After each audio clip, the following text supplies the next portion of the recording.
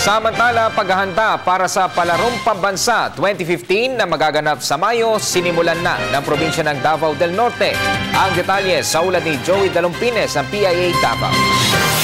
Personal na pinangasiwaan ngayon ni Davao del Norte Provincial Governor Rodolfo del Rosario ang paghahanda sa Palarong Pambansa 2015 na magaganap mula May 3 hanggang May 9. Naabutan ng mga reporters si del Rosario habang pinangunahan ang pagsasayos ng Davao del Norte Provincial Sports Complex, ang lugar na pagdadarusan ng mga palaro.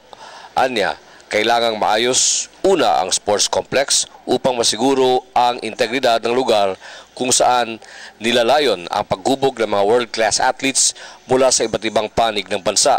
This will be another football field, no? As you know, that is our original football field. But for the Palaro, you need two football fields.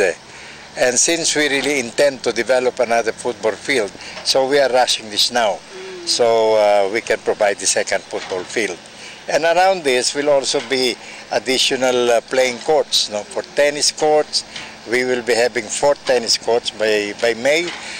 We will also be having 2 basketball courts here, plus the air-conditioned basketball gym that we have. No? Sa kanyang panig, sinabi ni Tagum City Mayor Alan Relion na bilang co-host ng Palaro, isang komite rin ang inorganisa ng kanyang tanggapan upang tututok sa values formation, peace and order, pagsasayos ng tubig at tutulugan ng mga manlalaro at pagsasayos din ng mga sports facility sa mga malalapit na barangay para sa kanilang pag-iensayo.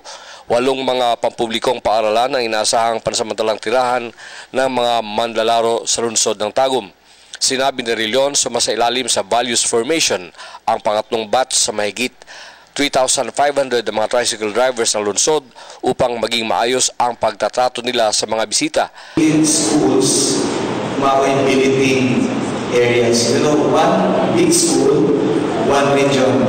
Ang usa ka region, more or less 600 coaches and athletes. Muna yung puyo. And it is May 3 to 9, 5 to 10 days na nasa tao.